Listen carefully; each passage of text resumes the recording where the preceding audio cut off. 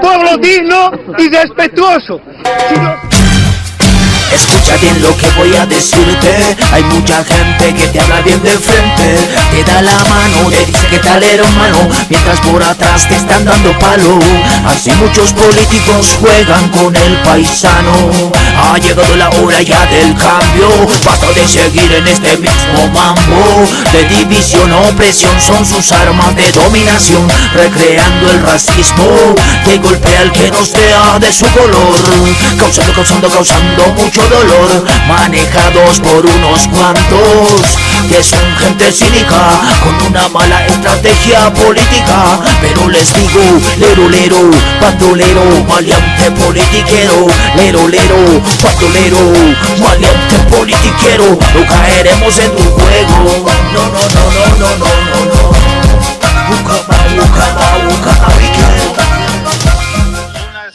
Son las 10 de la mañana con 7 minutos en el país. Qué gusto saludarlos, encontrarnos nuevamente a través de las ondas de la radio Causacho y Coca en esta mañana, ya para conocer un poco de las noticias que se van generando a esta hora de la mañana. Por eso siempre el agradecimiento para quienes nos siguen día tras día, quienes están a través también de las ondas de la Causacho, por supuesto. Siempre es un placer compartir con ustedes, siempre es importante, interesante ver lo que está sucediendo en el marco de las noticias, y por esa razón nosotros les agradecemos. Sábado tras sábado, sí, estamos acá desde las 10 de la mañana. Hay muchas noticias que se han generado en las últimas horas. Una de ellas: se ha aprobado la ley del censo en la Cámara de Diputados. No sé cómo le caerá la noticia a muchos, ¿no? El haber aceptado un pedido, o en realidad una imposición de Luis Fernando Camacho. Había un último salvavidas para ayudar a Luis Fernando Camacho en esto que ha sido la última cruzada, que era la ley del censo.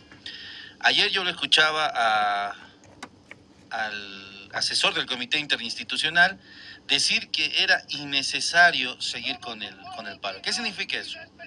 Que el paro iba a morir entre hoy y mañana, era insostenible, ¿no? En Santa Cruz iba a levantarse ese paro, es lógicamente porque realmente está afectando demasiado, incluyendo a los empresarios que lo han empezado a presionar a Luis Fernando Camacho. Pero se ha acelerado tanto el tema de la ley, porque transformaron, en un principio, ustedes se acuerdan, era ley censo 2023, ¿no? Decían, queremos el censo 2023. No lo lograron. Tuvieron que reconocerlo y decir, no, es imposible, no podemos hacer el censo 2023. Ya es insostenible, no tenemos las garantías para poder realizarlo, ni el espacio técnico, ¿no? Habían descartado ya el 2023 y aceptado el 2024, pero le ponían un aditamento, la ley del censo. Y decían, con la ley del censo vamos a lograr lo que habíamos pedido, etcétera. El último salvavidas, por eso lo digo, el último salvavidas. Y con esto terminaba la locura del pequeño emperador Luis Fernando Camacho, ¿no? Y ayer la Cámara de Diputados, a la cabeza de don Jerjes Mercado, ha dicho que sí a la ley del censo y que ahora es responsabilidad del Senado. Ellos ya cumplieron como diputados, y bueno, ahí termina. Le voy a mostrar a continuación lo que dijo Jerjes Mercado, ¿no? En últimas horas de hoy. Aceptaron la ley del censo, aceptaron lo que Luis Fernando Camacho pidió como salvavidas, y veremos cómo lo va a recibir la población. Un gusto en saludarle a ustedes. A través de ustedes queremos saludar a nuestro pueblo boliviano. Queremos informar que la Cámara Baja ha cumplido con el pueblo boliviano aprobando la ley de aplicación de los resultados del censo de población y vivienda en los ámbitos financieros y electorales. Se ha aprobado esta ley, tanto en grande como en detalle, por más de 2/3 de voto de los diputados asistentes, que han sido 119 los votantes. Hemos aprobado esta ley escuchando la necesidad de la ciudadanía boliviana, particularmente las grandes mayorías de Santa Cruz, que estaban sufriendo el embate de un paro cívico que ha causado mucho daño económico, que ha privado a las familias más pobres de llevar el pan de cada día a sus mesas, que lamentablemente ha causado luto, ha causado heridos y dolor. Esperamos que con esta ley inmediatamente se suspendan las movilizaciones en Santa Cruz. Pedimos a los movilizados en las rotondas, a sus líderes, no existe ninguna razón para continuar con esas medidas, dado que esta ley será inmediatamente remitida a senadores y por lo tanto ya deberían estar suspendiendo esas medidas de presión que, reitero, ha causado daño a nuestros gremialistas, a nuestros transportistas, a tanta gente que vive por cuenta propia, que se gana el pan del día. Nuestros diputados, escuchando ese dolor, hemos aprobado esta ley después de 35 días que está la gente sufriendo en Santa Cruz. Quiero agradecerle a todos y cada uno de los diputados, a los proyectistas de la ley, a los que le han tratado la ley en la comisión correspondiente y a todos los que participaron en la votación. También quiero decirles que no comparto la posición de los que están en la rotonda. Sin embargo, admitimos que podemos pensar diferente, pero también convivir pacíficamente en el país. Y una vez más le pedimos que levante las medidas de presión lo antes posible. Es tiempo de que hoy, Bolivia vuelva a la normalidad, sobre todo Santa Cruz, que empecemos una nueva historia, construyendo la paz, la armonía y sobre todo la unidad entre los bolivianos. Muchas gracias. Presidente, la Cámara de Senadores también debería garantizar la aprobación de esta norma. Yo no puedo hablar a nombre de la Cámara de Senadores. Nosotros como Cámara de Diputados, Cámara de origen de esta ley, hemos cumplido con nuestro pueblo boliviano. Muchas gracias. Inmediatamente va a ser remitida a la Cámara de Senadores. Muchas gracias por la paciencia. Bien, eran las declaraciones del presidente de la Cámara de Diputados, Jerjes Mercado, acompañado de una serie de diputados. Ahí está el presidente de la bancada nacional, hablamos del señor Flores, en la parte derecha de su pantalla, el señor Rolando Cuellar, que está a la derecha del señor Jerjes Justiniano, y mejor dicho, Jerjes Mercado, y a la parte izquierda de su pantalla. Esa imagen quedará sin duda dentro de las palabras que ellos dijeron hoy, que ya no deberían haber lo que corresponde ser más paros, no deberían haber rotondas, no comparto las rotondas, estamos obedeciendo a quienes están siendo perjudicados, dice don Jerjes Mercado. Es un salvavidas, ¿no?, para Luis Fernando Camacho. Es un salvavidas que le va a ayudar, porque ahorita va a ser seguro un par de horas, sale y dice, hemos logrado lo que hemos querido, solo queda la Cámara de Senadores y ahí termina el asunto, nuevamente nos vamos a poner a trabajar, etcétera, etcétera. Y nuevamente al año, porque no lo dude, al año, nuevamente los mismos actores vuelven a hacer lo mismo, ¿no? ¿Ustedes realmente creen en la lógica que dicen? Es que de verdad, yo puedo pecar de ser muy joven de repente en algunos puntos, pero no puedo pecar de inocente. Y lo hemos visto desde el golpe de Estado, señor Jerjes Mercado, ¿no? Y eso por si acaso nada más para nuestro presidente de la Cámara de Diputados. El tema de la pacificación, de la unidad, de volver a retomar, de entrelazarnos entre bolivianos, ya lo hemos hablado en 2020, cuando el presidente Luis Arce Catacora ha obtenido más del 55%. Ya lo hemos hablado de esto. No pasaron ni 2 años y empezaron con las movilizaciones. Tumbaron la ley contra la legitimación de ganancias ilícitas, no se olvide, ¿no? Quisieron tumbar la ley de emergencia sanitaria. Entonces no creo que esto termine. Puedo pecar, puedo ser un poco incrédulo, pero eso es lo que nos ha mostrado la historia. El 2019, una movida muy radical terminó en golpe de Estado. Y este año una movida radical que llega a los 35 días con un pedido, doblar el brazo al gobierno. ¿Lo habrán hecho? Yo se lo dejo ahí, la pregunta a usted que nos está viendo y que nos está escuchando. Lo cierto es que en esta primera parte de la ley del censo, estamos hablando del 50% de su aprobación, Luis Fernando Camacho está ganando, ¿no? Le están dando un salvavidas muy fuerte para que él pueda pasar este mal rato que está pasando allá, porque ya todo el mundo, se lo dije, hace un instante. Todo el mundo le está diciendo que el paro es insostenible. Ya no hay dónde perderse, ¿no? Ya se terminó el asunto ese de decir que el paro es una reivindicación. No, ya terminó de lado, terminó a otro lado ese paro, ¿no? A ver, acá tengo el video, lo voy a reproducir, no sé si me permiten, por favor. De lo que decía el asesor del Comité Interinstitucional. Asesor, no estamos hablando de un analista, no estamos hablando de una persona que está fuera del Comité Cívico de Santa Cruz, porque pueden ser las lecturas diferentes. Estamos hablando del asesor. Voy a compartir con ustedes para ver que esto era insostenible. Lo dijo ayer en El Deber, ¿no? Lo dijo ayer en El Deber y debe llamarnos a la reflexión, ¿no? Y de lo que han hecho ayer en la Cámara de Diputados, sobre todo con lo que está pidiendo. A ver, lo voy a reproducir a continuación. ¿Qué es lo que decía el asesor José Luis Santiesteban ayer en El Deber? Yo creo que hay que ir más allá del paro, en el sentido de que ya no hay que ir sacrificando a la gente en las calles y las rondas, pero buscar poder relacionarse con el gobierno y con el Estado. Esta es una demostración que el movimiento al socialismo no... Ayer ustedes lo han escuchado, no lo han escuchado. A ver, lo reproducimos, por favor, no lo cambien. Estrategia. Yo creo que hay que ir más allá del paro, en el sentido de que ya no hay que ir sacrificando a la gente en las calles y las rondas, pero buscar poder relacionarse con el gobierno y con el Estado. Esta es una demostración que el movimiento al socialismo no va a salir del poder, no es cierto, perpetuarse. Y nosotros no estamos en esos planes, como Santa Cruz.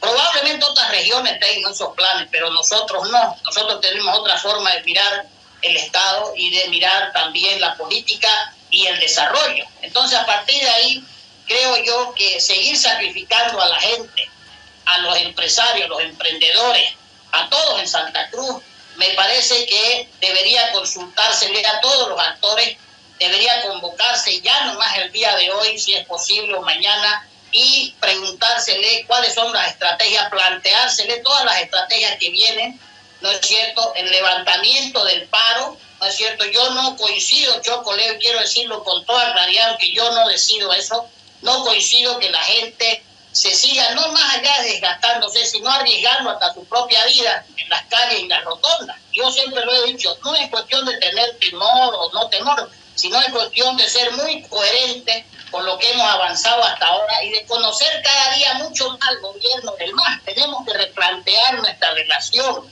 Nuestra relación no puede seguir siendo con todo el aparato del Estado, ¿no es cierto?, en contra de los ciudadanos, principalmente los de Santa Cruz. Entonces, a partir de ahí, esa estrategia tiene que cambiar en sentido de que hay que mirar de una forma más global y general el funcionamiento del Estado, no solamente el censo. Yo reitero, Chocoleo, aún con esta ley del censo, si es que llega a salir, que creo yo que no va a haber ley, pero si llega a tener ley, igualito el 2024 vamos a tener que estar encima, luchando porque hayan escaños 25-30. O sea, quiere decir que esto es nomás, pareciera que cada vez es un impulso el que se da nomás uno para seguir reclamando sus derechos. Bien, ustedes lo han escuchado. El asesor del Comité Interinstitucional decía, ya no hay necesidad de hacer el paro, lo que hay que hacer es simplemente reformular, cambiar la dirección de lo que se está haciendo, ¿no? Pero no creo, decía, ¿no?, el asesor del comité, no creo que realmente nos hagan caso o nos digan o dejen de hacer o lo que haga la ley del censo, decía, ¿no?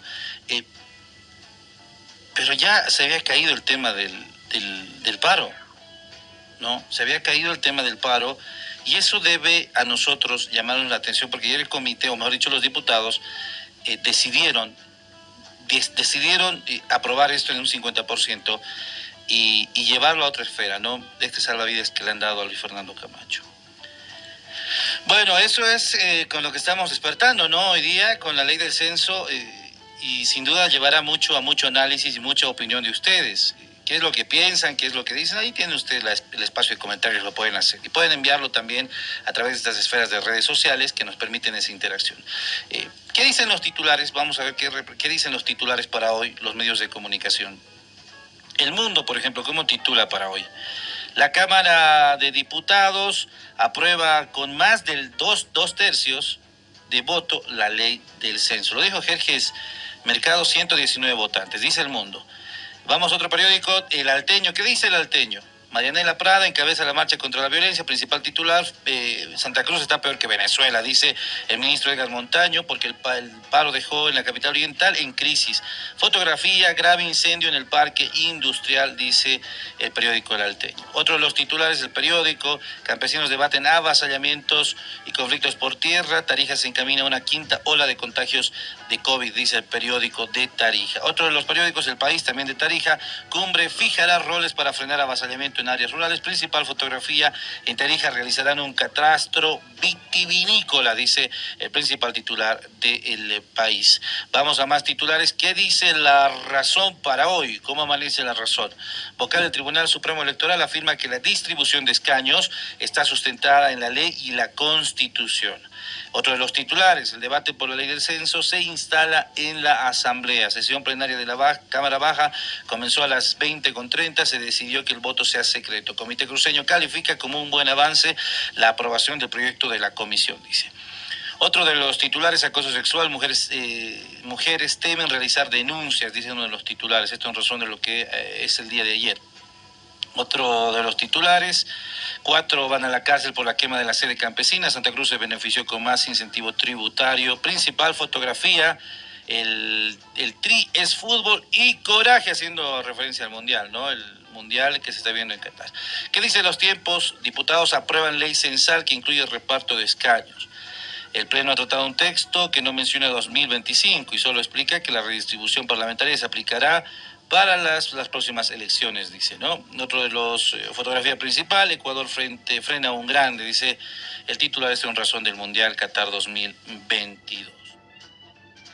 Vamos a más periódicos.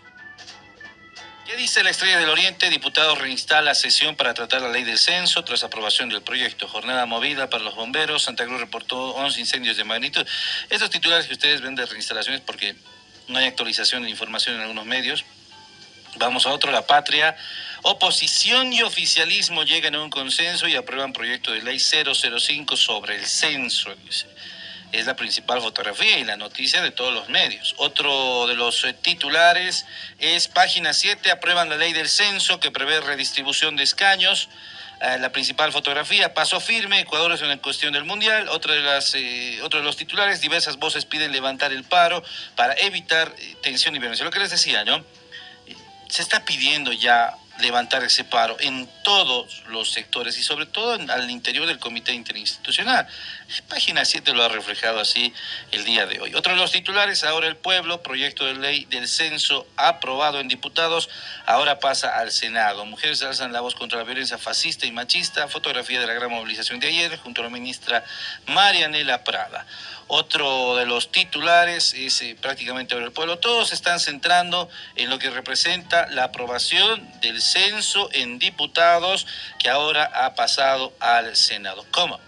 Yo se los digo, ¿no? ¿Cómo terminará esa mirada? ¿Cómo lo recibirá la población? Va a ser un poco difícil. Veremos cómo lo asimila también en este marco. Bien. Son las 10 de la mañana con 24 minutos. Ya estaba invitado, me confirman, sí está invitado con nosotros. Emilio Rodas, ex viceministro y analista político, está con nosotros para hablar de lo que está pasando en el país, de lo que ha pasado anoche y, por supuesto, del nuevo direccionamiento que tendrá que tener el Comité Cívico Pro Santa Cruz a la cabeza de Camacho y Calvo, ¿no? Donde diferentes voces han pedido y han dicho que se suspende este paro.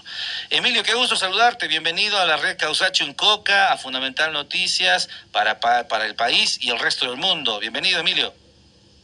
Buenos días, Nico. Un gusto estar en la radio Causacho en Coca.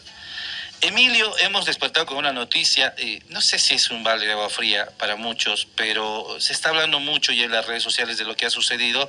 En algunos casos hablan de haber cruzado los ríos de sangre. Lo ha escuchado usted seguro al presidente de la Cámara de Diputados, Jerjes Mercado, decir que es obedeciendo lo que está pidiendo el pueblo de Santa Cruz, que son los hermanos gremialistas, los transportistas, que por esa razón, por esa única razón se ha aprobado la ley del censo.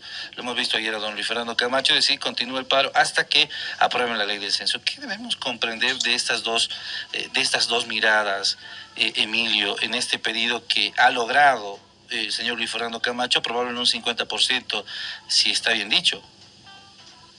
Es una ley absolutamente, yo diría innecesaria desde el punto de vista legal.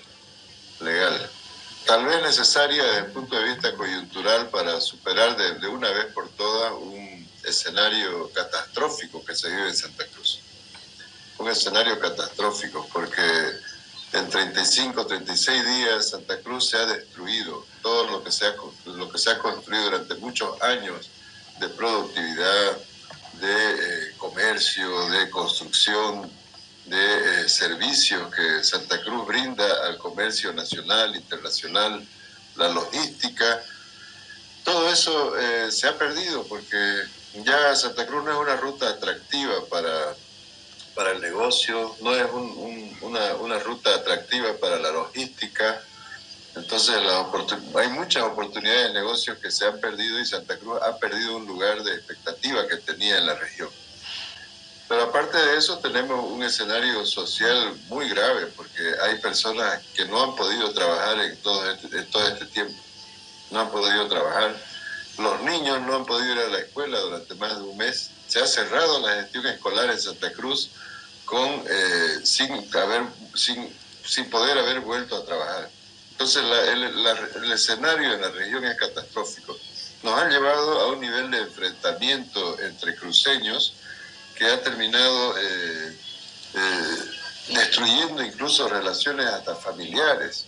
Y lo más grave es que han puesto al pobre a que castigue al pobre en cada rotonda. ¿Por qué no es el logiero el que está en la rotonda controlando con su palo o su cable para que no pasen los demás? Es la gente pobre, la gente humilde que va a bloquear por 50, por 100 pesos. Es la gente pobre la que agrede a los otros pobres que están queriendo ir a trabajar. Entonces, esa situación de catástrofe, probablemente el valor de esta ley tenga esa importancia solo para superar esta crisis, porque después los otros dos componentes que plantea la ley, el tema de asignación de recursos por coparticipación, es un tema que está previsto en la ley. En la ley Marco de Autonomía establece que la asignación de recursos se hará en base al último censo. Si hacemos el censo 2024, por ley, ese es el dato que debe manejar el Ministerio de Economía para asignar los recursos, es el dato que establece el censo. Y entonces no es necesaria esta ley. Si vamos a la cuestión de redistribución de escaños, la ley 421 establece que la Asamblea Legislativa Plurinacional, en base al último censo, aprobará una ley para asignar los escaños que correspondan a cada departamento. Entonces tampoco hay una necesidad legal de aprobar esta ley en ese marco. Entonces se ha hecho una aprobación, yo diría, una ley caprichosa, una ley que exigió la dirigencia cruceña para tratar de salir de la situación, del callejón sin salida al que se metió y tratar de sacarse la camisa de fuerza que ellos mismos se pusieron, porque no se la puso el gobierno, no se la puso el pueblo cruceño. Ellos fueron los que primero convocaron al Cabildo para pelear una batalla falsa, porque la batalla por el censo fue una batalla falsa. Entonces, Emilio... Nunca estuvo en duda el censo. Y cuando el gobierno comprometió que iba a entregar los datos lo más pronto posible, tampoco estuvo en duda el tema de la plata ni el tema de los escaños. Entonces, es una batalla falsa la que se ha llevado al pueblo cruceño a un sacrificio inmenso. Emilio, entonces, si llegamos, y en la parte técnica, por eso es necesario escucharte y conocerlo desde tu mirada, ¿esto es un salvavidas para Camacho? Entonces, ¿por qué 119 diputados votaron a favor? ¿No? Si es un salvavidas. Lo dijo ayer Evo en un Twitter. Este es un salvavidas para Camacho, para darle el último aliento, para justificar lo que había hecho en 35 días. Porque ley del censo 2023 no hay. No sé si lo escuchaste tú a Camacho decir, nosotros durante 7 meses hemos pedido ley del censo, pero nos hemos dado cuenta que es insostenible. Sí, pero esto es hace 35 días que han empezado las movidas. Si ellos sabían hace 7 meses que era insostenible, ¿por qué se han aventurado a los 35 días? Y ahora tratan de escudarse en compañía de los medios de comunicación de que el verdadero objetivo no fue el 2023, sino una ley del censo. Porque quedaron sin argumentos, pues no, el gobierno le cambió, en cierta forma le cambió el eje de la discusión. Cuando ellos pusieron el eje de la discusión en la fecha, el gobierno les puso el eje de la discusión, se la puso en los efectos del censo. Cuando el gobierno les dice, les voy a entregar la plata en octubre, ya les está cambiando el eje de la discusión, ya la fecha no tiene importancia, no importa si la hacía en el 22, 23 o 24, la plata se va a entregar en octubre, les dijo el gobierno nacional, el primer día del paro. ¿Te acordamos que hubo la reunión en Conaltit? El primer día del paro y se hizo la oferta de que se entregue los recursos en octubre y el censo se haga en abril de 2024. Durante este mes que hemos perdido con su loca aventura de 2023, resulta que hemos ganado menos tiempo del que hemos perdido los cruceños. Porque hemos perdido hasta ahora 36 días y hemos ganado 30 días en la ejecución del censo porque ha bajado de abril a marzo y hemos ganado 30 días en la entrega de recursos porque hemos bajado de octubre a septiembre. Entonces, ahí quedaron perdidos los dirigentes, no supieron cómo engranar la discusión y el debate y el discurso ya a ese otro eje de discusión y terminaron atorados en el 2023 que no tenía ningún sentido. Entonces para ellos es una derrota política, pero no se animan a decírselo a su propia gente porque ya la gente está muy enojada en Santa Cruz, ya no respeta a nadie. Si los encuentra ellos, yo estoy seguro que le planta para sus 2 chicotazos por la espalda. Entonces necesitan mostrarle un trofeo, ¿no? Necesitan mostrarle un trofeo.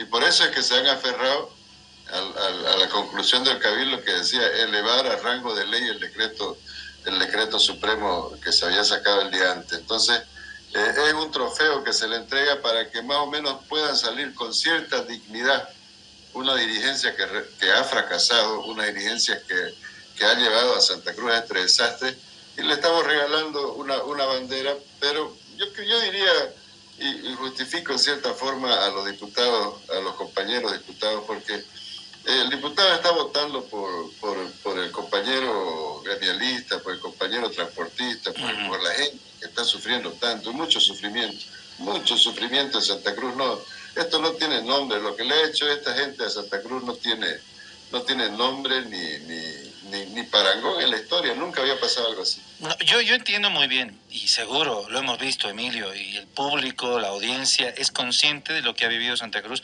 Tenemos familia allá y nos han contado qué es lo que está haciendo. Pero realmente este será el remedio para este comité que ha visto el método para poder doblegar, no sé si es la palabra correcta utilizada, o para presionar al gobierno nacional.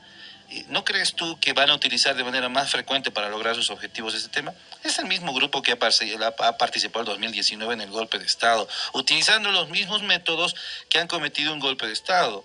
Hemos visto al mismo grupo utilizar los mismos mecanismos para evitar la ley contra la legitimación de ganancias ilícitas. Y es el mismo grupo que hoy gana una ley del censo. Sí, podemos pecar yo lo decía en un principio, puedo pecar de inocente y decir que con esto termina todo. Les estamos dando todo y ya dejen.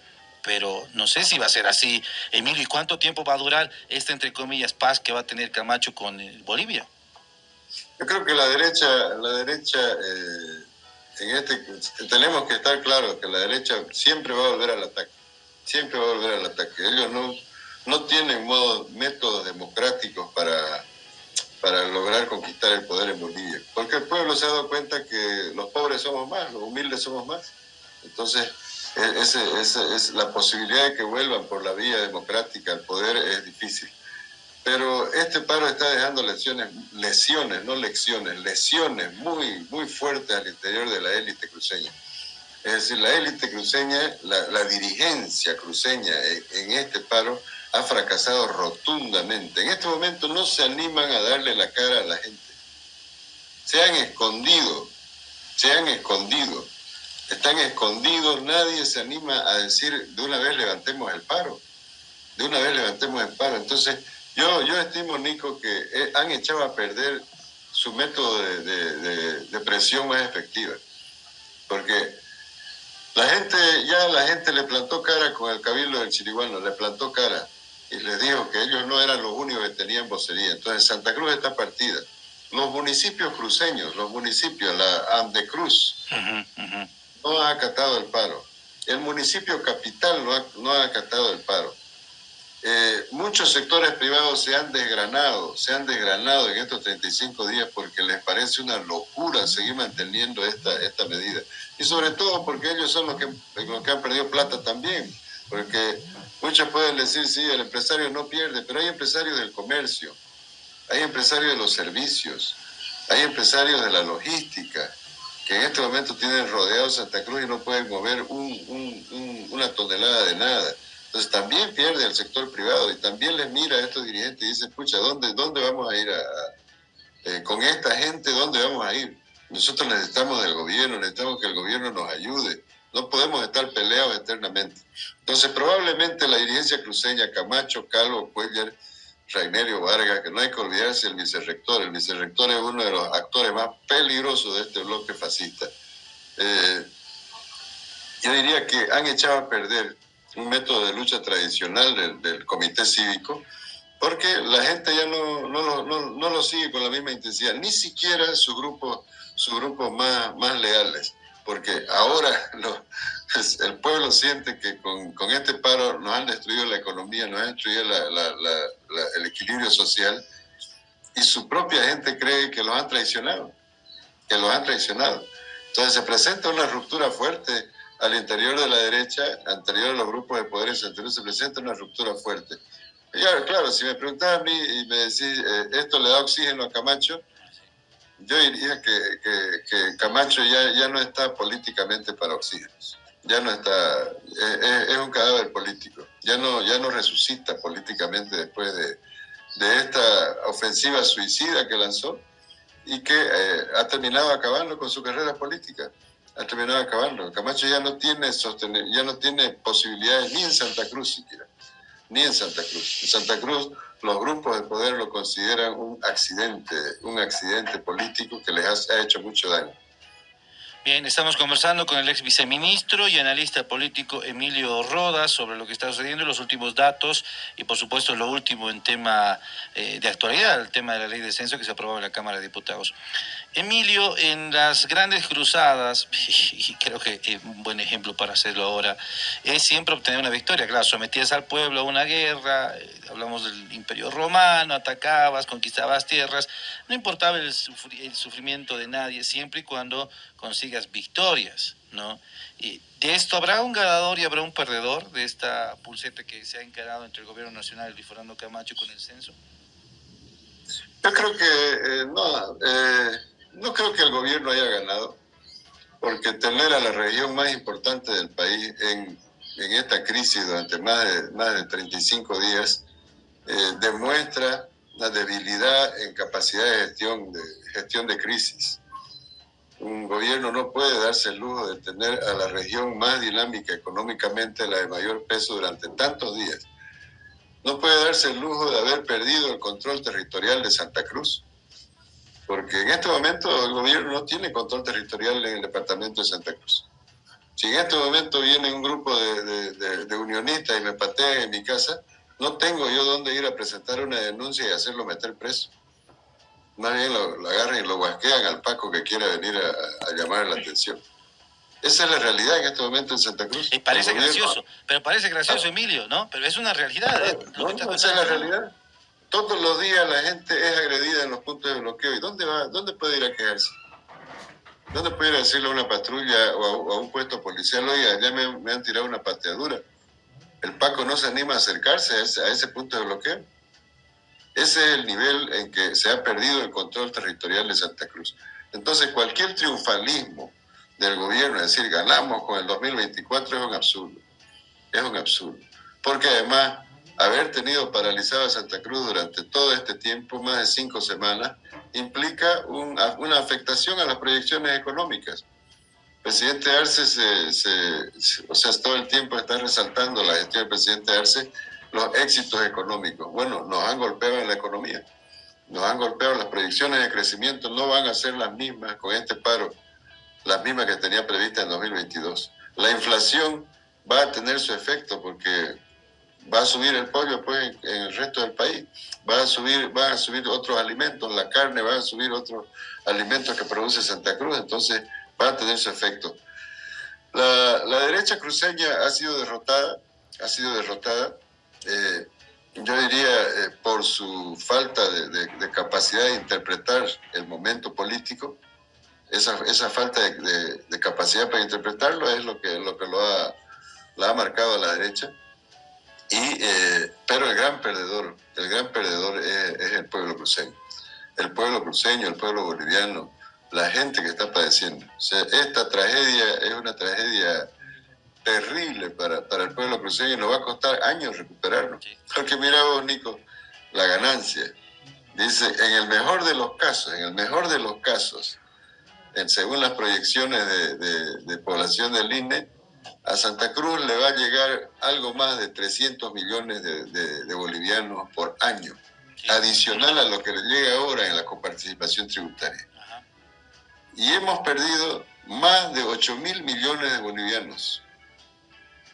Hemos perdido más de 8.000 millones de bolivianos en estos días, en procesos económicos. Entonces, estás hablando de que son más de 25 a 30 años los que vas a necesitar para recuperar esos 8.000 bolivianos que has perdido. O sea, si es que somos optimistas y nos viene esa cantidad, entonces es un negocio terrible, que alguien tiene que pagar ese precio. Y en política los errores se pagan y se pagan con tu cargo, y eso es lo que va a pasar en Santa Cruz. En política alguien decía no hay reforzamientos, te aplazas y te aplazaste nomás. Sí, en política, pero hay muchos políticos que hacen copia, ¿no? Emilio, la agenda la ha marcado y la ha delimitado el Comité Interinstitucional y lo ha delimitado también Luis Fernando Camacho, ¿no? Este tema de qué sigue ahora. Y hablan de revisar como si fuera un Estado independiente. Revisar la relación con Bolivia, así como Bolivia y Chile, ¿no? Lo hacemos, revisar Santa Cruz y Bolivia. Y hablan de una comisión de notables, ¿no? La comisión de notables, que no van a ser del interior del país, de seguro, porque van a ser de Santa Cruz los notables. Al igual que el 2019, porque me acuerdo, antes del 10 de noviembre de la renuncia de Evo Morales, decía Luis Fernando Camacho, vamos a conformar una comisión de notables que se va a hacer cargo del gobierno y nos va a llevar a las elecciones nacionales. ¿Por qué está empecinado el señor Luis Fernando Camacho con hablar de comisiones notables? ¿Qué acaso el Comité Cívico de Santa Cruz está conformado por notables? Porque así daría a entender, al parecer, y ese mismo pensamiento colonialista, no, los letrados, titulados, con doctorados, etcétera, etcétera, son los que pueden formar parte de esas comisiones. El resto no puede decir ni papa, porque lo decía acá con el vocero Emilio hace una semana, en el plano y en la revisión histórica del Comité Cívico de Santa Cruz, en las mismas cooperativas, jamás han existido representantes del verdadero cruceño, ¿no? Del cruceño marginado. Y en este caso, algunos de generación 5 occidentales que tienen apellido Colla, pues, nunca han estado en las directivas, jamás. Yo no entiendo a qué hace referencia la Comisión de Notables, un poco en comparación con este tipo de directorios que conforman, donde excluyen a los marginados de Santa Cruz. Claro, pero es lo que vos decís, es su concepción colonial totalmente distorsionada. La élite cruceña está retrasada por lo menos en 100 años del momento histórico que está viviendo Bolivia y que está viviendo Santa Cruz. La élite cruceña está a la cabeza del departamento, probablemente el departamento donde la modernidad haya tenido su mayor efecto. Porque al fin y al cabo en Santa Cruz es donde explota los efectos de la revolución del 52. La revolución del 52 no fue para entregar tierra a los campesinos, fue para construir una burguesía nacional que pueda hacerse cargo de la economía y jale al resto del país. Eso se logró solo parcialmente. ¿Dónde se logró? En Santa Cruz. donde se les dio tierra, se les dio capital, se les dio mano de obra barata, porque la colonización de Santa Cruz, el proceso de colonización que empezó el Instituto Nacional en los años 50, no era para darle tierra al Colla que no tenía tierra allá en el altiplano, era para traerle mano de obra barata a los nuevos empresarios agropecuarios que se iban formando en Santa Cruz. Porque esos compañeros que venían a Santa Cruz, primero iban a la cosecha de algodón, ahí se formó la Federación de Algodoneros, iban a la cosecha de caña, los cosechadores de caña. Entonces esos compañeros, por su propia necesidad de hacer platita para después meterse recién a su parcela, primero tenían que pasar por las plantaciones de algodón, por las plantaciones de caña de azúcar. Entonces esa burguesía ha explotado en Santa Cruz y ha dado un resultado, yo diría, dentro del modelo del capitalismo de Estado y de la economía capitalista, les dio resultado. Entonces, pero la burguesía cruceña no evolucionó culturalmente, porque tiene un lastre colonial muy fuerte. La burguesía cruceña se cree heredera directa del rey de España, ¿no? Felipe ahorita es de segunda ralea comparada con la élite cruceña. Entonces, ellos tienen esa percepción de que hay un núcleo predestinado a dirigir los destinos de Santa Cruz. Entonces, eso hubiera sido interesante, o hubieran tenido mucha potencial, mucha posibilidad política, si hubieran conseguido que el censo se haga en 2023. Si hubieran conseguido eso, entonces si hubieran conseguido un éxito político en eso, entonces iban a la segunda etapa, que era conformar la Comisión Constitucional de Notables para revisar la relación con Bolivia. Iban a tener una carga positiva en su haber, una carga positiva y por tanto una victoria, como la que obtuvieron en 2019. En 2019 ellos fueron victoriosos políticamente, ¿no? Y con esa carga victoriosa la dilapidaron en menos de 6 meses, ya no sabían de dónde agarrarse. Pero ahora están cargando una derrota, están escondiéndose, no se animan a mostrar la cara. Entonces, ¿con qué valor político van a intentar justificar constituir una relación o redibujar una relación con el país? Esta dirigencia está atrasada, es una dirigencia antihistórica, porque Santa Cruz, en lugar de estar pensando en separarse del resto del país, lo que debe estar pensando es cómo organizarnos para liderar el país. Los cruceños tenemos que organizarnos para liderar el país. Entonces, en lugar de estar pensando en separarnos, ¿no? Porque habría que preguntarle al empresario soyero qué va a hacer con su soya cuando Santa Cruz se salga de Bolivia. Si el empresario soyero vende su soya en Perú, Ecuador y Colombia, gracias a la condición andina de Bolivia, por ser un país andino y formar parte de la comunidad andina. Cuando ya no forme parte de la comunidad andina Santa Cruz, ¿a quién le irá a vender su soya? Entonces, pero no hay condiciones. Y es una ilusión pensar por parte de la derecha que en este momento tenga el capital político para abordar ese debate, esa discusión. Pero además que ya Santa Cruz es otra. Después de este paro, Santa Cruz va a ser otra. O sea, los compañeros de las organizaciones sociales, los sectores intelectuales, académicos, hoy se sienten emocionados con la posibilidad de comenzar a construir la nueva Santa Cruz. Esa Santa Cruz de integración, esa Santa Cruz complementaria con el resto del país, que no le esté peleando al Beni, que no le esté peleando a Oruro, a Potosí, a La Paz, sino que nos estemos complementando. Esa Santa Cruz la tenemos que construir en el corto plazo y enterrar de una vez y para siempre a esta élite y mandarla allá al museo, donde tiene que estar. Vamos a hacer un museo ahí donde es el comité cívico, el museo de las cavernas le vamos a llamar. Vamos a poner a Calvo, a Camacho como los últimos trogloditas del siglo XXI.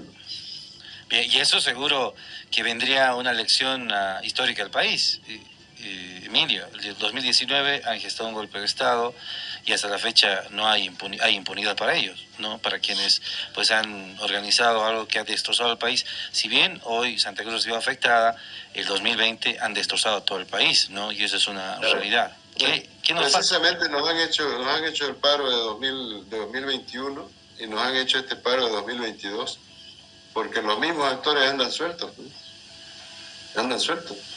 O sea, se la ha encerrado a Yanine Áñez ahí como si fuera la única culpable de esa tragedia, pero los instigadores, los organizadores, los financiadores, los que se reunían para tomar decisiones, siguen sueltos.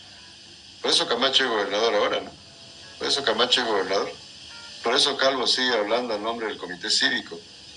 Son golpistas, son conspiradores, tienen cuentas pendientes con la ley, pero dejamos pasar nuestro cuarto de hora inmediato después de la recuperación democrática, el fuerte golpe de legitimidad que se tenía, lo dejamos pasar y ahora terminamos hablando con ellos de igual a igual, cuando ellos no son igual a nosotros, son gente que tiene cuentas pendientes con la ley y con la democracia y con los derechos humanos. ¿Qué le faltó al gobierno, Emilio? ¿O qué le está faltando para darle esa certidumbre?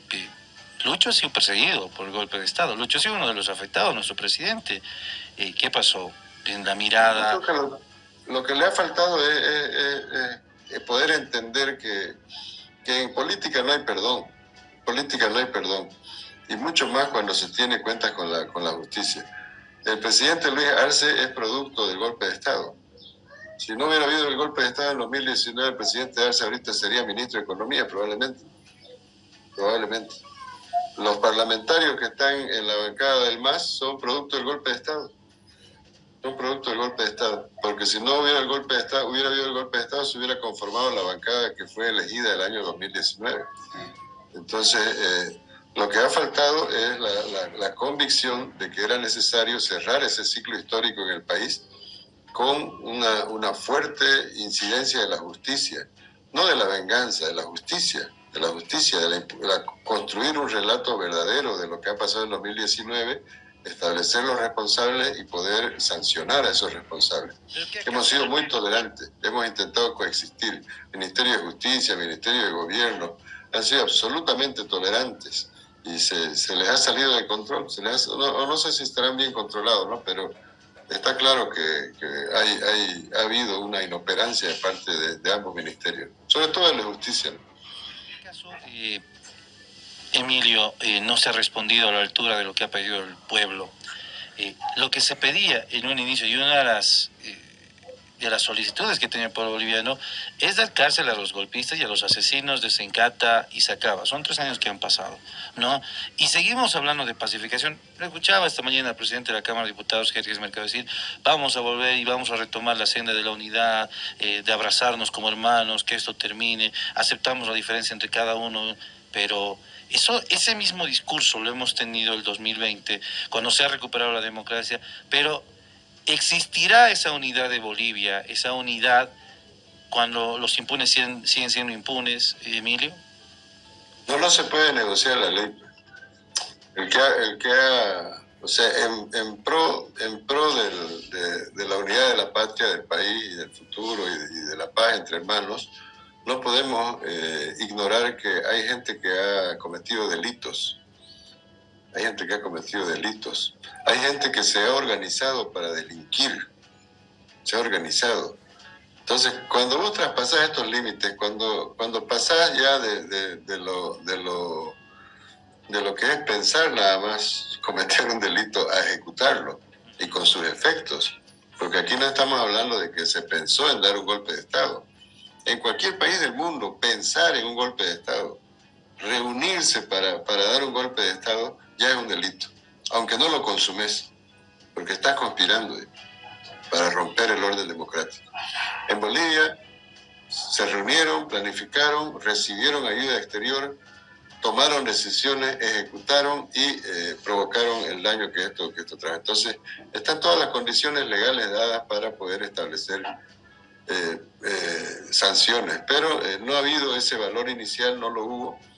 El Ministerio de Justicia yo creo que ha jugado un rol totalmente deplorable. El Ministro de Justicia nos ha llevado a un debate sin sentido acerca del sistema judicial en el país, en lugar de dedicarse a hacer lo que el pueblo estaba pidiendo. El pueblo pedía justicia.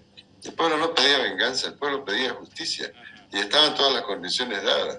En los primeros meses de que asumimos el gobierno, me tocó a mí ser viceministro del régimen interior. Sí. La primera tarea que cumplí fue de identificar a muchos compañeros que estaban presos producto del golpe de Estado, todavía estaban presos, y sacarlos de la cárcel. Sacarlos de la cárcel. Y en esto no tuvimos ninguna cooperación del Ministerio de Justicia. No hubo ninguna cooperación.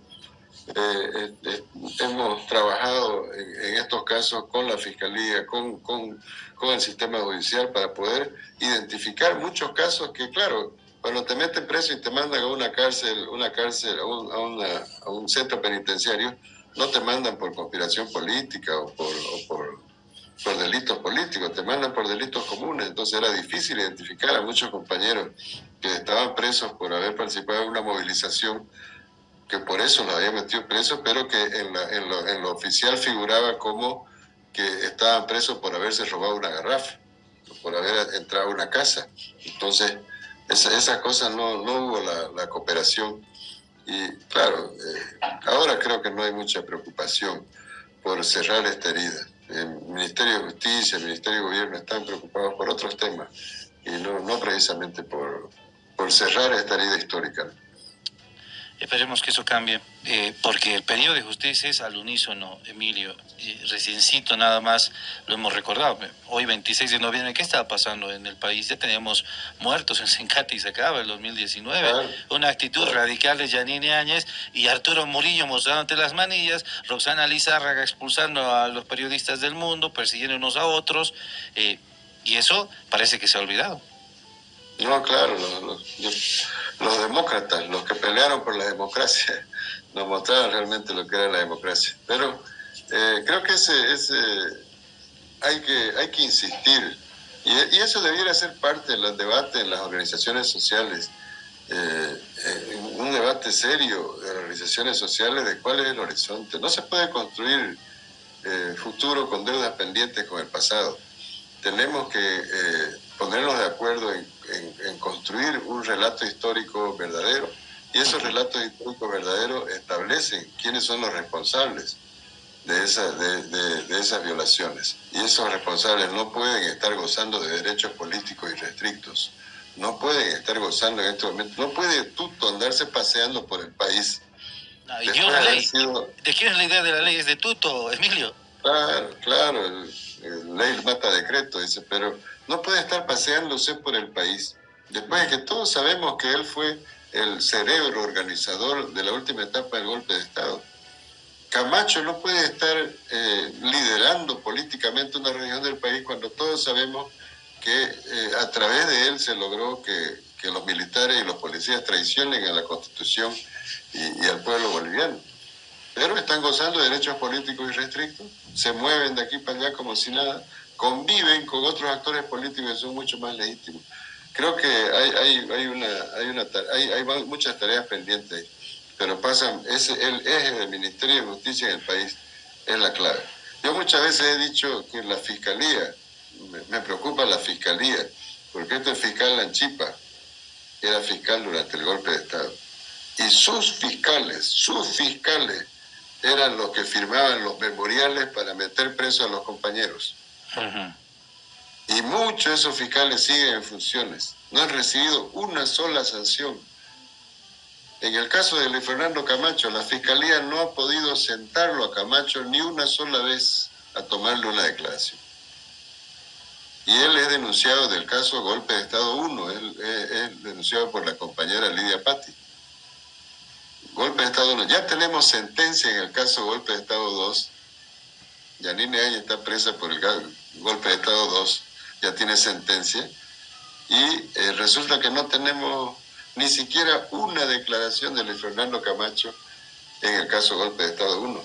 Entonces, el rol que está jugando la Fiscalía, la acción o la inacción que está llevando adelante, favorece a todo el sistema. Pero eso no se hace solo. Eso se hace en un nivel de coordinación con el Ministerio de Justicia, estoy seguro.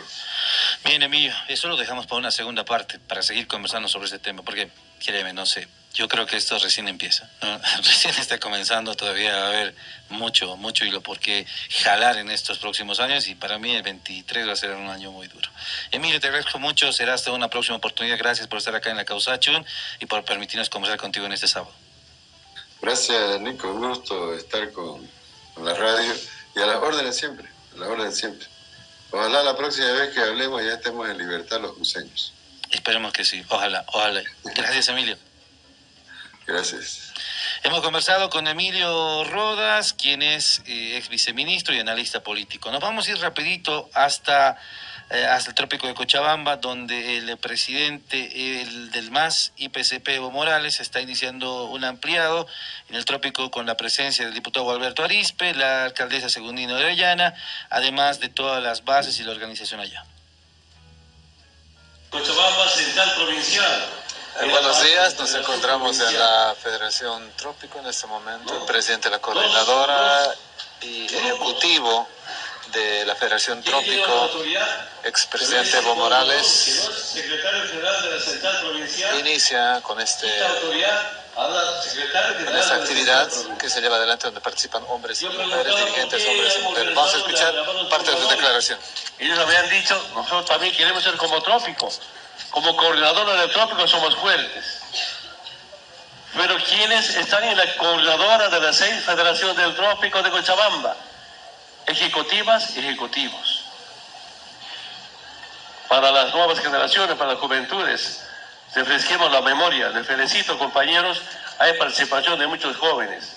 Yo estaba viendo estos últimos años, después de que he vuelto acá, creo, espero no equivocarme, los jóvenes están más organizados en nuestra federación que en otras federaciones.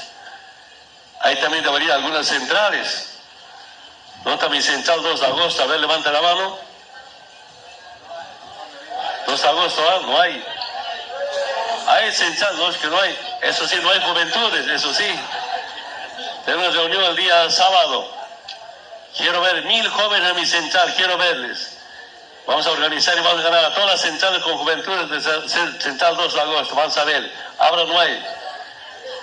Primer joven, Evo Morales, por si acaso. Está muy bien. Entonces quiero comentarles a los jóvenes que tal vez no saben un poquito de historia de las 6 federaciones.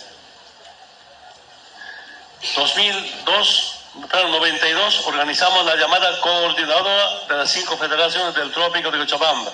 Eran 5. Cuesta, como comento siempre, unir. Y desde el primer momento dije yo, solamente los ejecutivos pueden conformar la coordinadora de las 5 federaciones. No pasa otra gente. En el segundo congreso convocamos. Ese congreso yo estaba en Europa, no participé.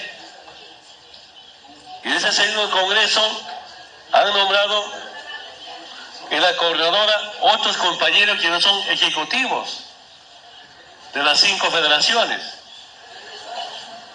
Bueno, respeto la decisión del congreso, del segundo congreso de la coordinadora de las 5 federaciones. Esa creo que duró un año. Paralelismo, ellos convocaban, ejecutivos no respondían, todo un lío. Un tema que no podemos dejar de analizar es el rol de los medios de comunicación.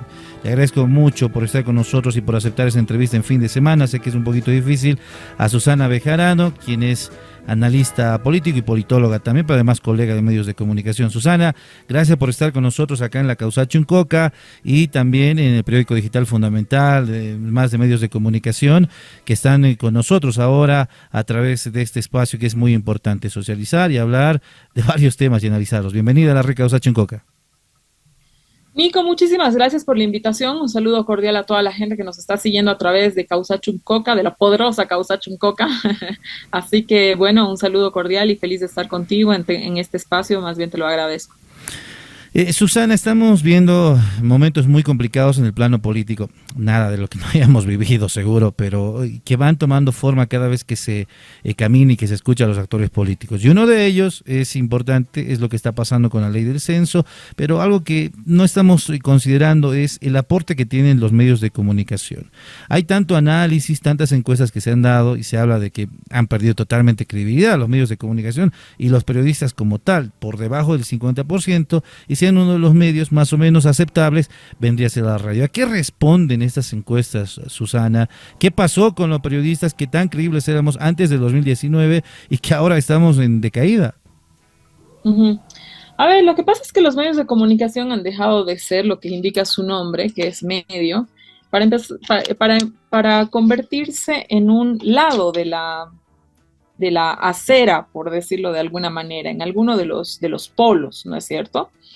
El medio de comunicación se supone que como rol tiene ser un puente entre el Estado o los poderes, ¿no? Que no necesariamente, los poderes ya sea estatal, el poder judicial, el poder económico, el poder social, ¿no? Porque hay distintos poderes. Los medios de comunicación eran un puente entre esos poderes, ¿no es cierto? O por lo menos su rol es ese, ser un puente entre esos poderes y la ciudadanía, ¿no? Es decir, quien te procesaba la información de lo que sucedía y gravitaba en estos poderes. Incluso hablo del poder social, porque ya sabes, es decir, la prensa rosa está ahí, tiene una influencia muy importante también en la vida cotidiana del ciudadano, en la vida política, etcétera, ¿no?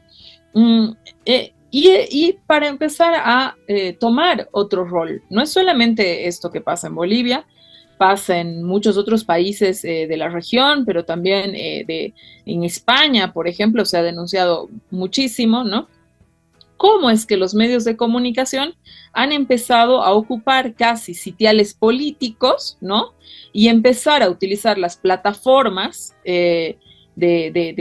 sus propias plataformas, unas con un alcance muy grande, construido evidentemente con gran cantidad de años, etcétera, ¿no? Y con otra vocación y con otra misión, naturalmente, y han empezado a hacer vida política, ¿no? Político-partidaria en muchos casos, en estas plataformas. Entonces, generando una confusión absoluta a la gente, porque si yo todos los días salgo y hablo mal, digamos, de lo que en mi fuerza política es el opositor, ¿no es cierto? Todos los días machacando,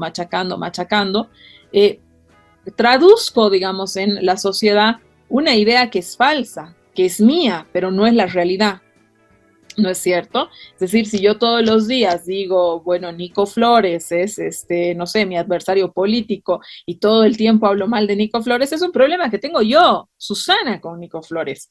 No es un problema de la sociedad, ni probablemente sea realmente lo que Nico Flores sea y representa, sino es lo que me representa a mí, ¿no? Entonces, esto evidentemente ha tergiversado cuál es el rol de los medios de comunicación, y es que de ahí es absolutamente importante hacer o tener, digamos, medios alternativos de comunicación que puedan de alguna manera contrarrestar, ¿no? Este embate que se está teniendo de los medios grandes de comunicación, que están hoy día jugando un rol nefasto, porque es un rol político, y digo nefasto no porque no puedan hacer política, todos los ciudadanos tienen el derecho de hacer política, por supuesto, sino que no se puede esconder la política partidaria detrás del periodismo. Es decir, si yo he decidido hacer periodismo, me tengo que dedicar a hacer periodismo. Ahora, ahí hay un juego perverso también que se hace, Nico, y esto la gente que nos está escuchando lo sabe muy bien. Utilizan el periodismo de opinión, ¿no es cierto?, para ejecutar, digamos, dentro de lo que significa el cuerpo de información, opiniones, ¿no? Entonces es una estrategia, digamos, que hace que todo se confunda aún más, ¿no? Por ejemplo, yo tengo un programa político de opinión. Lo que yo hago en mi programa es periodismo de opinión. Por lo tanto, es un espacio donde no solamente los invitados opinan, sino también opina la conductora, que en este caso soy yo, ¿sí? Eso no es periodismo de información. Es distinto que Susana se siente todas las noches y dé las noticias. Cuando yo doy las noticias, no puedo opinar cuando doy las noticias, porque las noticias son lo que sucede. Es decir, si hoy día ha llovido en el Chapare, esa es la noticia. No es ha llovido en el Chapare, pero yo creo que está lloviendo porque en realidad no sé qué, ¿no es cierto? Es decir, y eso se está haciendo consecuentemente, digamos, utilizando las opiniones de otros para hacer titulares. A propósito de tu invitación, yo nada, solamente abriendo las portadas del día, ¿no es cierto? Voy a mostrar un ejemplo de lo que estamos hablando. El periódico Los Tiempos, que es un periódico que con Los Tiempos y Página 7 deben ser los que más utilizan este tipo de métodos para decir lo que ellos quieren decir, presentarlo como si fuera una noticia, dice: diputados aprueban... aquí está. Dale, te doy el tiempo nomás de que busques los titulares. Espera, un segundito, porque esta es la de hoy. Espérame un segundito. Claro que de sí. hecho, No te esto preocupes. lo voy a utilizar para el programa de Nico. Justamente dice: masistas se resisten a repartir los escaños para comicios. ¿Sí? Ajá. Cuando tú abres la noticia, es una opinión de 3 analistas políticos inscritos básicamente en una opción política de derecha. Es Carlos Cordero, Carlos Bert y Jimena Costa, Claro, si no recuerdo. con una clara tendencia. Entonces hay una clara tendencia, o sea, si el fulano de tal opina, ¿no es cierto?, que el MAS no quiere repartir los escaños, yo tengo que poner Juan Pérez, comillas, dice, ¿no ve? Y lo que dice, ¿no? Entonces, pero no hacen eso, utilizan la opinión de la gente, ¿no es cierto?, ¿no? Opinión de la gente para titular de esa manera, ¿no es cierto? Y luego la gente, tú sabes, eso se ha estudiado también, el 80% de las personas que ven los titulares no leen la noticia, el 80%. Wow. Es decir, claro, cierto, del 100%, del 100% de las personas que entramos al periódico, el 80% solamente lee los titulares, ¿no es cierto? Entonces, ahí obviamente lo que se está induciendo es a pensar otra cosa, absolutamente otra cosa a lo que es la realidad, ¿no es cierto? Porque utilizamos la opinión de ciertas personas adscritas a cierta tendencia política para hacer los titulares y hacer creer que eso es una noticia. O dicen que, ¿no? Analizan o dicen que el MAS tal cosa, ¿no es cierto? O dicen que Evo Morales tal cosa, o dicen que Luis Arce tal cosa, ¿no es cierto? ¿Quién dice? Ese es el titular. ¿Quién dice? ¿No? Entonces ahí hay una falta de honestidad intelectual, pero más allá de la falta de honestidad intelectual y qué sé yo, esta es una estrategia que se está utilizando regularmente, no solamente en medios escritos, uno lo puede ver también en canales de televisión donde las tendencias se hacen también muy visibles, ¿no es cierto? Invitan a 4 analistas de una tendencia y a uno solo de la otra, ¿no es cierto? Claro.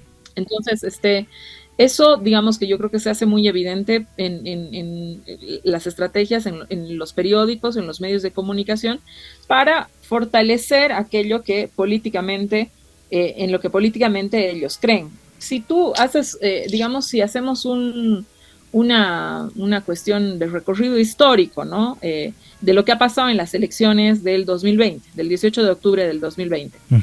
Un titular dice: Carlos Mesa se alista para ganar por segunda vez en un año a el Movimiento al Socialismo. Entonces tú dices, a ver un ratito, el 2019 ha ganado las elecciones Evo Morales. Es decir, no importa si tú crees que hubo fraude, no hubo fraude, no importa si lo crees, o sea, es decir, no se ha probado, pero no importa si lo crees, ¿no es cierto? Por ahí hay alguien que lo cree, perfecto. El supuesto fraude estaba enmarcado en menos del 1% de la votación, en menos del porcentaje. Sí. Eso lo dice la propia OEA y es el informe que ha generado todo el problema, digamos, que ha generado, ¿verdad? Entonces, digamos que se le dé a Carlos Mesa ese 1%, digamos que sea de él, porque así la gente lo crea. Evo Morales tenía 9 puntos, dándole a Carlos Mesa ese punto supuestamente que estaba fraguado. Tan polémico, ¿no? Uh-huh. El punto polémico no es que no se ha probado y nada de aquello. O sea, yo creo que no pudieron probar que existió fraude, ¿no es cierto? Entonces, pero digamos que se lo des, ¿no? Uh-huh. Evo Morales, en todo caso, seguía teniendo 9 puntos y medio más de diferencia que Carlos Mesa. Entonces, ¿quién ha ganado las elecciones? Ah, ganó Evo, claro. Claro. Entonces, página 7, momento previo a que se realicen las elecciones del 18 de octubre del 20, dice, Carlos Mesa se alista para ganar por segunda vez al MAS. Además, en ese mismo titular de periódico, en esa misma tapa de periódico, saca unas encuestas, ¿no es cierto?, donde pone a Carlos Mesa con 27% y a Luis Arce con 26%. Entonces, ahí, ¿no es cierto?, dice, las encuestas ponen de ganador a Carlos Mesa en el otro titular, en el otro lado de la tapa, Carlos Mesa se alista para ganar por segunda vez al movimiento al socialismo, etc. ¿Qué es lo que están haciendo? Claro. Es decir, la gente que nos está escuchando, ¿no?, de pronto se hace una idea de, dice, bueno, ¿no?, se te hace la piel de gallina que el periódico saque esa cuestión, esa portada es una portada publicitaria, ¿no es cierto?, de publicidad y de inducción favorable a un partido político. Paso, ¿no? Súper descarado, ¿no? Además. Y además que miente y qué sé yo, pero favorable a un partido político, ¿no es cierto?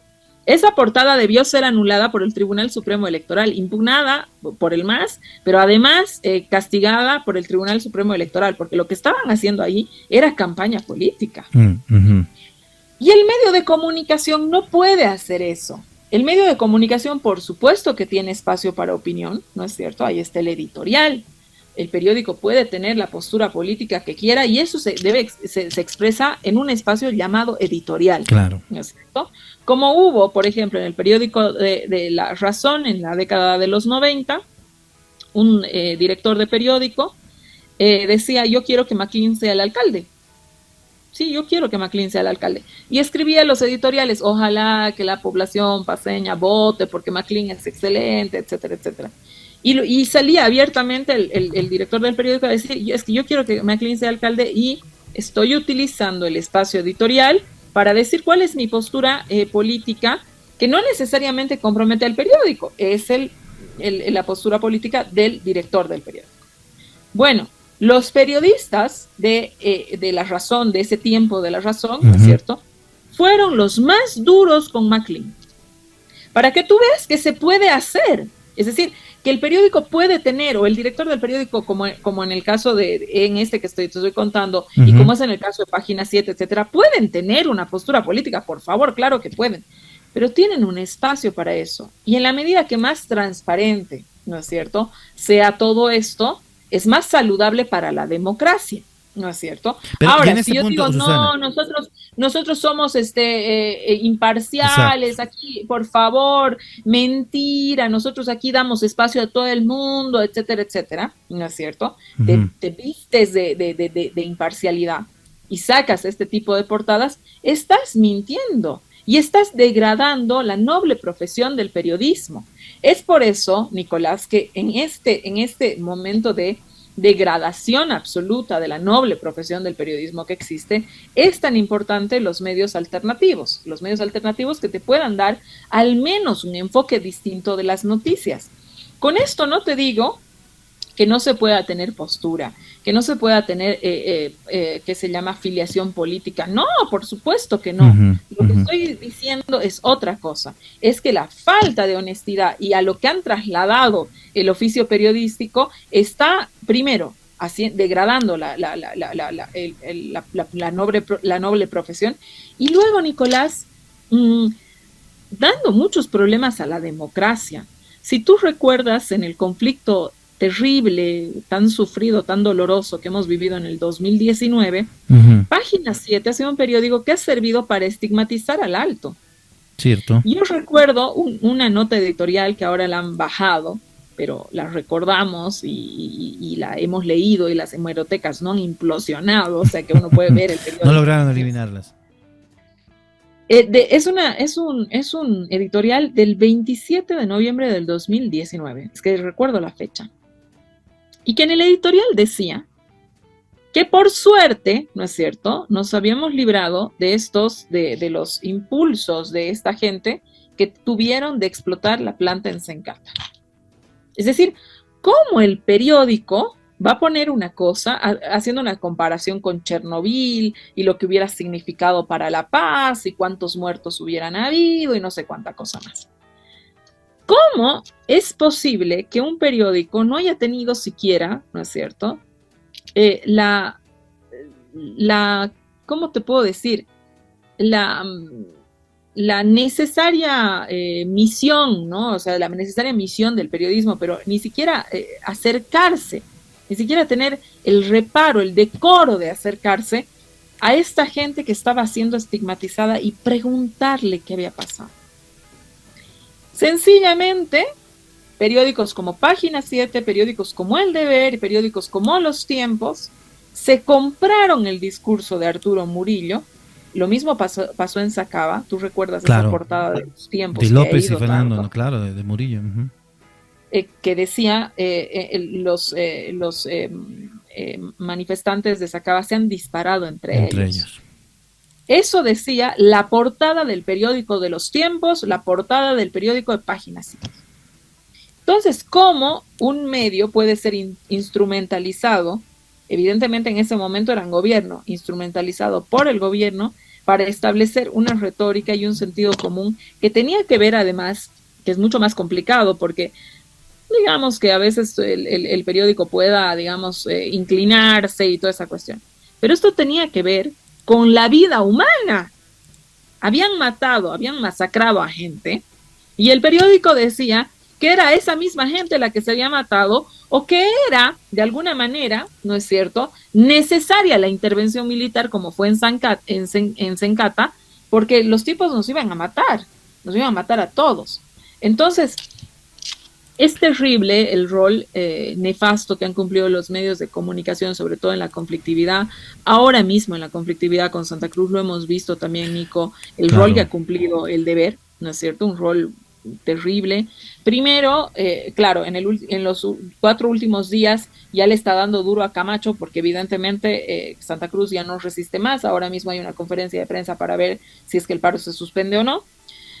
Pero en una mirada de que igual Santa Cruz no recibe. El periódico ayer ponía una cosa que me parece alucinante, que ponga un periodista, un periódico, pero que tiene una finalidad. Dice, Santa Cruz entrega 100 y recibe 8. O sea, ¿tú te imaginas? O sea, así como mezclando absolutamente todo, porque por supuesto lo que recibe Santa Cruz no es solamente lo que recibe como cualquier departamento, no es solamente lo que recibe en recursos de coparticipación, también es lo que el Estado gasta, ¿no es cierto? Claro. O sea, ¿cómo se pagan los maestros? Exacto, ¿Cómo los se médicos? paga la salud? ¿Cómo se pagan los médicos? ¿Cómo Calvo cobra su sueldo? Calvo cobra su sueldo del Estado, ¿no es cierto? No de la gobernación. Entonces eso, digamos que le cuesta a todos los bolivianos pagarle al señor Calvo para que hable las burreras que habla, ¿no? El Deber lo refleja como si fuera casi una cuestión, digamos, de un Estado que todo el tiempo está atacando, permanentemente está atacando a una región, lo cual no es cierto, ¿no? Pero que responde a una ideología cruceñista, regionalista, que le está haciendo muchísimo daño al país y que por supuesto tiene digamos, un respaldo político partidario luego. Susana, y en este punto creo que es muy importante hablar en conjunto de todos los medios de comunicación y meter a los tradicionales. Sí han aparecido muchos alternativos, como nosotros, por ejemplo, que ahí estamos todavía, pero hay un unísono, ¿no? Al igual que una agenda, no sé, plasmada, una agenda SEITI entre todos, llevar en un principio el censo 2023, ¿no? Censo 2023, nadie retrocede. Y de la noche a la mañana cambian los titulares, luego el discurso de Camacho y ya no es censo 2023, sino es ley por el censo y mañana cambiará a federalismo. Es que yo creo, Nicolás, que más que una cuestión muy articulada es antimacismo. Es antimacismo puro y duro, ¿no? Los medios de comunicación, un analista, una vez en un espacio lo conversábamos y me parece muy interesante lo que plantea. Dice, la oposición se ha debilitado tanto en el país una oposición tan débil, sin perspectiva, sin proyección, ¿no es cierto?, que alguien ha venido a ocupar ese espacio de la oposición, y han sido los medios de comunicación tradicionales. Los medios de comunicación tradicionales están haciendo el papel que debería de ¿qué se llama?, de persuasión, de cabildeo, de todo lo que se hace en política, que debería ser un partido político opositor, o los partidos políticos opositores, que no hacen, porque no tienen ninguna credibilidad, etcétera, etcétera. Eso ha sido reemplazado por los medios de comunicación. Los medios de comunicación tienen una posición político partidaria, que luego se deriva en situaciones partidarias, ¿no es cierto? Ahora, si tú me dices, articulan, muchas veces leemos exactamente el mismo titular con una variación de una o dos palabras. Exacto. En página 7, en El Deber y Los Tiempos, lo vemos claramente, es decir, habrá que ser miope para taparse ¿qué se llama? Habrá que ser miope para no darse cuenta de que eso es así, pero es así. La realidad es única y eso el pueblo boliviano tiene que entenderlo. Yo recuerdo mucho, mira, yo todavía soy joven en el plano periodístico, 10 años tengo acá de experiencia, tengo 32 años.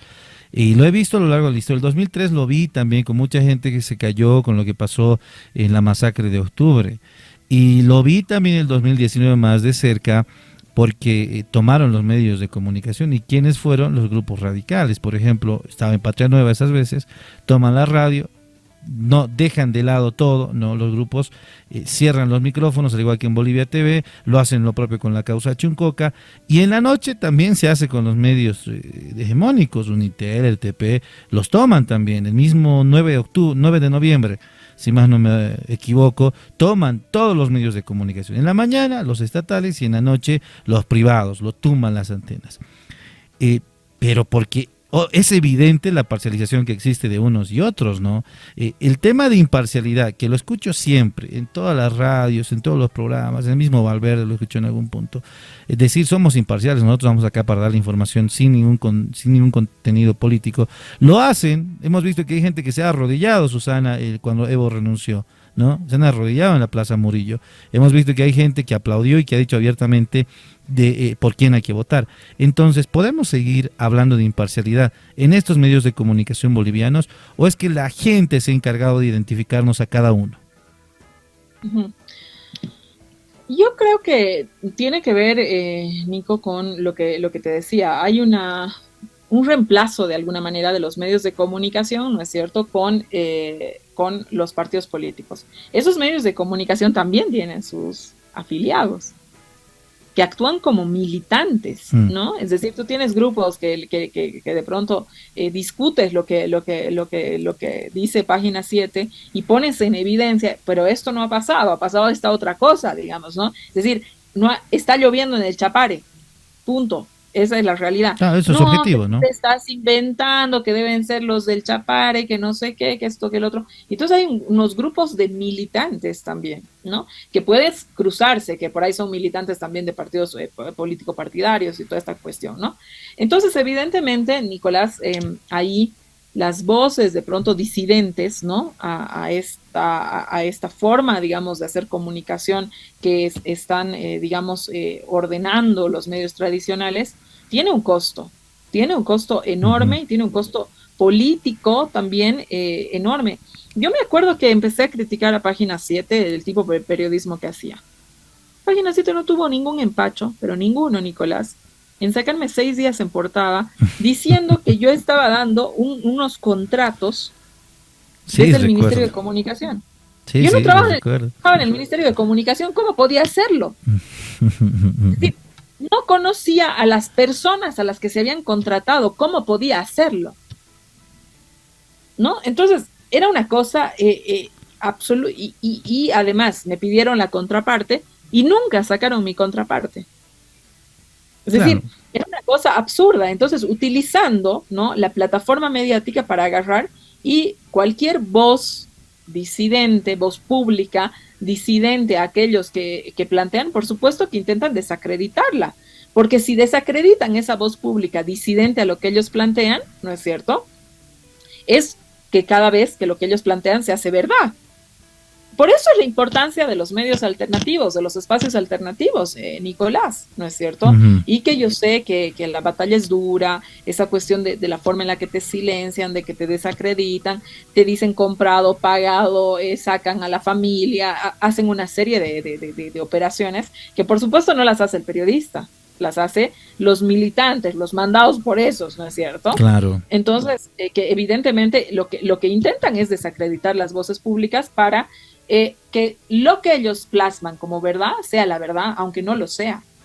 Claro, y es una cuestión de la que nosotros lo vemos todos los días, y tú también, Susana, y en la parte final creo que es muy importante enmarcar y reconocerlo eso, que los medios de comunicación, si bien tenemos una función, nuestros pilares son vitales, uno de ellos es prevenir lo que está sucediendo. Y haciendo esto, estamos previniendo lo que pueda pasar más adelante, ¿no? El 2019 nos ha dejado muy marcados a muchos periodistas por el trabajo de los medios. Creo que entre periodistas jamás nos vamos a señalar, ni mucho menos, porque entendemos cómo se maneja la lógica en el marco del trabajo, pero sí el contenido de los medios, ¿no? El 19 se ha ocultado demasiada información y hoy estamos sufriendo también ese castigo de la población de esa información que se ha ocultado, las masacres, lo que tú decías, la versión de que querían hacer explotarse en Qatar. Ya hoy mismo lo siguen diciendo, ¿no? Hace unos días atrás revisábamos los titulares junto al vocero presidencial, las editoriales hablando del 19 de noviembre, y ningún medio de comunicación hacía referencia a noviembre del 2019, no hablando ni certificando, ni rectificando, ni mucho menos nada. Lo dejaron de lado al igual que sacaba. Y eso creo, ¿no? Tapar unas realidades y tratar de escondérselas a la sociedad nos han dado un castigo muy fuerte. Totalmente, Nicolás. Yo creo que das en el clavo al hacer mención de este tema, porque evidentemente el rol, lo que te decía al inicio de la intervención, de los medios de comunicación en algún punto debilitan la democracia. Eso que se ha ocultado, eso que no se ha dicho, todo la forma en la que agendan la noticia, ¿no? Lo que está haciendo es generar una polarización en la sociedad, lo que está haciendo es hacer creer a la sociedad que está mal dialogar con el otro, que además estigmatizando, digamos, al proyecto político del MAS y a todo lo que representa y significa el MAS, es decir, al movimiento popular, ¿no es cierto? Y eso me parece lo más antidemocrático que existe. Es decir, si eres masista, eres ladrón, eres corrupto, eres violador, es decir, toda la degradación de la sociedad, el medio de comunicación no pierde oportunidad para rotular hacia las personas. ¿No es las hordas, ¿no? Todas estas cositas. Las hordas, que salen los salvajes, ¿no? Los orcos, es decir, ahora recién. Los orcos, ¿no? O sea, todo, digamos, todo aquello que sea denigrante, ¿no? Todo aquello que sea lo peor de la sociedad para rotular un grupo humano, ¿no? Un grupo humano además gigante, porque hay 1 millón de inscritos en el movimiento al socialismo, en las últimas elecciones han votado 4 millones y pico de personas por el movimiento al socialismo, es decir, estás contribuyendo, ¿no es cierto?, a que la polarización blanquee prácticas fascistas, porque en un proceso de democracia como en el que supuestamente vivimos, ¿no es cierto?, yo puedo militar en el partido que quiera y nadie tiene derecho, ¿no es cierto?, a el partido que quiera en el marco que este partido tenga los marcos democráticos instalados, por supuesto, ¿no? Pero nadie tiene derecho a insultarme por eso. Claro. A insultarme. Una cosa es que digas, bueno, ¿sabes qué? Yo voy a contrarrestar tus ideas. Voy a decirte que me parece que en el marco económico es esto, en el marco político es esto, en el marco social es esto, en el marco de educación es esto. Es decir, ¿y eso cuándo escuchas, Nico? Nunca. ¿Dónde está la propuesta de distinto país? ¿Dónde están los marcos de discusión sobre un tema? Uno solo, un hito, nada más que uno, dime. No hay, todo es pelea. Y además, eso es lo que se decía el 19, Susana. Hay que sacarlo a Evo, no importa quién venga, no importa, la cosa es sacarla. El objetivo es ese, sacar a Evo. Y tú te acordarás del voto útil, ¿no? El voto útil para sacarlo a Evo, no importa quién. Yo preguntaba a algunos amigos y decían, ¿a quiénes y a quién ponemos? No importa quién venga, la cuestión es que hay que sacarlo a Evo. Y mira cómo hemos terminado como país, ¿no? El 2020 bastaron meses nada más para ver qué pasa cuando empezamos a creer en pasionalidades nada más de algunos actores políticos de la oposición, ¿no? Hablando de votos útiles que al final no tenían ni pies ni cabeza en proyectos de país, y eso es lo que nos lleva al retraso. Correcto. Estoy completamente de acuerdo en lo que planteas y creo que hace evidente lo que sucede ahora mismo, ¿no? Es decir, antes era voto útil para sacar a Evo. Hay que sacarlo a Evo ¿por qué? Porque sí, porque ya me he cansado de él, porque no me gusta, porque no le puedo ganar la elección, ¿no? Entonces por eso lo tengo que sacar a Evo. No porque tengo un proyecto de país distinto, no nada, ¿no? Y ahora es básicamente lo mismo, ¿no? Es decir, evidentemente Evo no está en el poder, pero hay que sacar al MAS. Sí. ¿Por qué? Porque el MAS son ladrones, porque el MAS son estos, porque el MAS son esta otra cuestión, ¿no? Y eso tiene un componente también racista, ¿no, Nico? Sí, y clasista también, ¿no? Y clasista, por supuesto, el hecho de que el movimiento popular esté, digamos, gobernando, el hecho de que tanta clase media cuyo origen indígena del que no se avergüenza, digamos, ¿no? Y el que está muy contento por su origen indígena, se haya profesionalizado, haya logrado puestos de trabajo que antes estaban de pronto reservados para la élite, una cierta élite política, una cierta élite económica. Los ¿no es cierto? Privilegiados, ¿no? Los privilegiados de siempre. Evidentemente eso también tiene mucho que ver con esta animadversión de pronto que se encuentra permanentemente en los medios, porque no son cosas racionales ni razonables, ¿no? Susana, siempre es un gusto compartir contigo, conversar y hablar sobre estos temas. Vamos a una segunda parte. Es importante compartir la realidad y hablar de frente a la población, decir qué es lo que pasa con los medios de comunicación, hacia dónde apuntan, qué dicen, cómo lo dicen, cómo ellos lo hacen, ¿no? Porque conocemos cómo se estructura todo esto, para que la población tenga un horizonte muy claro, que ya lo ha descubierto, pero que no está por demás siempre compartirlo con ellos, más allá de tratar de generar o de quitarles la opinión, sino de generar opinión pública, que para eso estamos en realidad. Te agradezco mucho, Susana, por estar con nosotros. Vamos a tener una segunda parte sobre este tema, porque todavía hay que hablar y profundizar en medios alternativos, que será lo vital. Hoy nos hemos dedicado más a los tradicionales, pero habrá que hablar de los alternativos. Gracias, Nico, por la invitación. Realmente siempre es muy interesante hablar contigo, te agradezco mucho estar en este espacio.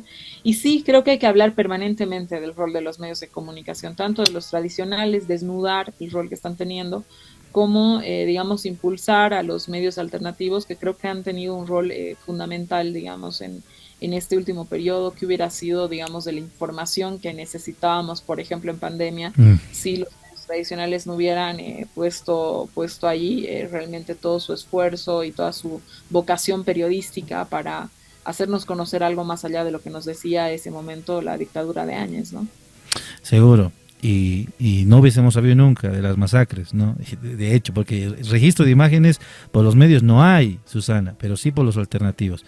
Y realmente creo que es un espacio que hemos descuidado bastante. Muchas gracias, Susana. Fuerte abrazo, gracias. Feliz fin de semana. Abrazos, igualmente. Chao, chao. Bien, hemos conversado con Susana Bejarano, analista político, politóloga, sobre este tema tan importante, el rol de los medios de comunicación. Caramba, dolor de cabeza, ¿no? Usted que nos escucha ya en el transporte, en el comercio, a quién le creo, a quién no le creo, usted tiene ese poder en su mano. Si está escuchando radio, allí en el dealer, ¿no? Para cambiar rapidito, para hacer su selección de música y de quienes estamos ahí en la radio. Gracias, amigos, y estamos llegando a la parte final. Son 12 del mediodía con 32 minutos. Muchas gracias por seguirnos día tras día a través de la Causa Chuncoca y por supuesto también por seguirnos en este espacio que es tan vital. Fines de semana, sábado, compartiendo con ustedes, con la familia, haciéndolos compañía, y siempre es importante compartir esto con ustedes. Hemos tenido una dificultad, y eso quiero aclararlo a todos ustedes, amigos, quienes nos estaban siguiendo. Hemos tenido una entrevista hermosa con varios actores el día de hoy, que ha estado Emilio Rodas, ex viceministro, ha estado con nosotros también Aldo Michel, el diputado Ángelo Céspedes. Hemos tenido un corte en la transmisión porque se me ha ocurrido transmitir el Mundial 2022 de Qatar, ¿no? He tenido la equivocación de reproducir un minutito de los goles de Polonia y Arabia Saudí, y pum, nos cayó la policía de Facebook y nos dijo que no estábamos autorizados para transmitir eso. Hay mea culpa, ¿no? Y lamentablemente ese registro de estas entrevistas no va a estar en las redes sociales. Vamos a ver cómo rescatar esa información que ha sido vital, porque lo hacemos en vivo, estamos haciendo radio en vivo. excepto esa entrevista que la hemos hecho grabada por estas sanciones que nos ha puesto Facebook, pero que también es importante darla a conocer. Le agradezco mucho a la gente, le agradezco mucho al ex viceministro Emilio Rodas, al diputado Ángelo Céspedes que ha estado con nosotros, también al presidente del Comité Impulsor del Juicio contra el Golpe de Estado, al señor Aldo Michel, que han estado hoy día con nosotros y que lamentablemente ese registro por el momento no lo tenemos. Y toda la gente que nos estaba viendo en vivo, caramba, qué lindas entrevistas se han perdido gracias a poner el Mundial de Qatar 2022. Bueno, no lo vamos a hacer, está fregadísimo ese tema, no lo haga usted para que no tenga sanciones ahí en sus portales digitales. Amigos, nosotros nos despedimos, ha sido un placer siempre estar con ustedes, acompañarlos a través de la Causachi Uncoca, es siempre agradable conversar con ustedes, compartir y por supuesto analizar lo que sucede en nuestro país. Queda mucho por hablar, el próximo fin de semana nuevamente estaremos conversando con ustedes y el agradecimiento siempre a la red Causachi Uncoca en La Paz 98.8, a la Causachi Uncoca en el Trópico y a todos los que nos siguen día tras día, fin de semana a fin de semana. Hasta el próximo sábado. Ya se levantan los pueblos oprimidos, ya se levantan, ya se levantan, ya se levantan los pueblos oprimidos, ya se levantan. Nos dicen raza maldita.